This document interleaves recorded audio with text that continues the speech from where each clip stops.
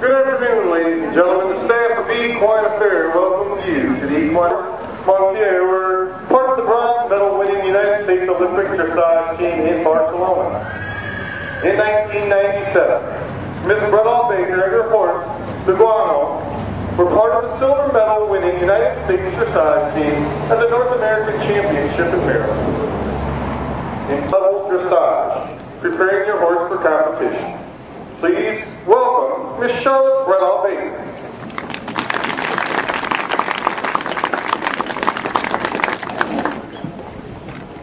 Thank you. This afternoon is going to be a continuation of what we did this morning, so I hope a lot of you were there.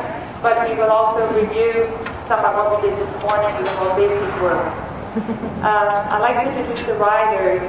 Alexa is 50 years old and has ridden since she was 2. She rides trained with Carol Roberts in Huntington Beach. I have never watched her ride, and I'm very much looking forward to it. Camilla DuPont is a friend and colleague of mine of more years than what I remember. We have actually trained in Europe together and competed all over as well. And she's been a trainer all along for a very, very long time, and very good trainer. And this horse is not as experienced as she is, but she's a very nice horse, and working way up the level. And both of these horses are working very towards level. So, at the beginning, Camilla and Alexa, just come in a circle down here, both of you. I just want to review just a little bit of the basic work that we did this morning for the people that were not here. Just come in a big 20-meter circle down here, going to the right. Yeah. So here we're looking for we want the horses to be pretty close to the vertical line. The head, a little bit in front is good, and you want to have a nice bend on the circle. You want the horse to really follow the curve of the line of the circle, so the hunches are not going in or out. That's not as easy as it's not. And the inside leg of the rider is making the horse bend and pushing the horse a little bit over to the outside leg. And on the circle you want to be able to see the inside eye. Like the Miller's horse there has a very nice bend, and the horse will be following the track of the circle. So that's very, very nice. And watch the legs bend. And that's also a very nice bend. So you accomplish that by using the inside leg. A little bit of playing with the inside leg, and always having a very elastic hand. No pulling back, but always contact, and always sort of like a rubber band feeling to the mouth. Now we're going to do some transitions, and we want to make sure that the horse still stays very connected. And what we did this morning was that the riders do a little bit of a leg yield in every transition. So what I'm going to have you do is, as you go walk, I'm going to push your horses a little bit from the inside leg, so they stay really connected, and so you don't lose the bend in the transition. So go ahead and do a walk transition. Good. To the next step. Camilla, and trot again, and the same here when you go to trot, more from the inside leg than the outside. So you want to push the horse over to the outside leg as you start to trot, so you don't lose the connection. So let's try that one more time, see if the horse can stay just a little bit more connected into the trot. Push it sideways a little bit, just a little bit of a leg yield, and then trot again. So the beginning of training dressage, you're teaching the horse to move forward off the leg first, and then second, you teach the horse to move sideways off the leg. So I'm going to have Camilla do that one more time because the horse is disconnected a little bit. I'm going to try that one more time, Camilla. We push him a little bit more off the inside leg. Really nice and soft, and then trot, yes. So you're asking for the trot mostly from the inside leg, in the bend and the forward at the same time. That works much better than the both legs. And then somebody was asking earlier for me to be really specific as to where the rider's legs should be in all of the work, or a lot of work.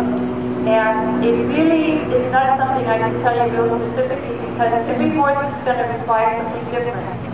And some horses just going along in a circle, like most of my horses, I only use my inside leg. And works perfectly.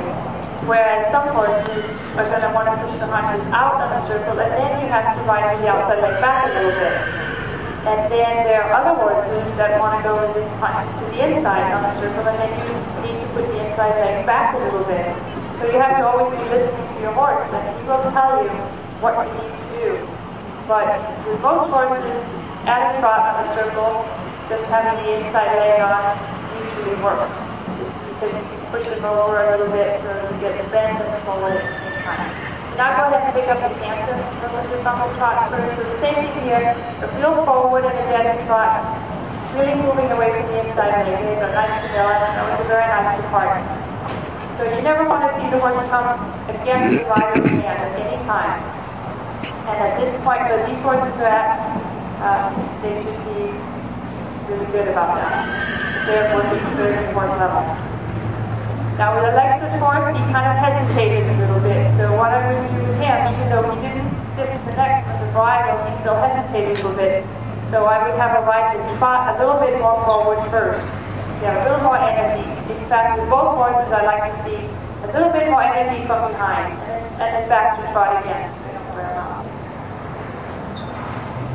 And then a little bit more difficult. And trot one more time, I like to do trot. And then when you go canter to trot, the rider should just ask on the seat, no pulling back because then you lose the momentum. And you want it to be really, really fluid, so there's no change in the rhythm when you go canter to trot. It should just look like the horse did it on its own. So try that again, Alexa. Just think trot, no pulling back whatsoever. Just with your seat and trot. And then put a little more leg on. Yeah, so you need to go a little more forward into it. Good. And then go ahead and walk. And walk. Okay, now I'm going to have you work one at a time. Both the horses are very quiet, so we don't have to worry about that. Alexa, why don't you go ahead and pick up a sitting trot, okay? Now we're going to move on to leg heel. So go ahead and pick up the trot first. Trot. And then see if you can get him a little bit more energetic. I like to, at this level, at third and fourth level, I like to see more impulses from behind it. He needs to work a little bit harder. It's pleasant, but he needs to get into one more gear. He has to work a little bit harder than this one. A little bit more length. A little bit more. So I'm not looking for more speed, but I'm looking for him to carry his weight better behind. A little bit more. Tap him with the whip like next bit. Go ahead and you come a little bit more. And then I'm going to have you come up the center line, Alexa, and then leg heel from your right leg. So now with the leg heel, we're going to stay parallel to the long side and just move away from the pressure of the right leg. And the same thing here. With both horses, you put the inside leg back, the right leg should go back. Now he didn't move over much, so he's going to have to work a little harder to get into this. You may have to tap it with the whip to reinforce the leg. Try that again, Alexa.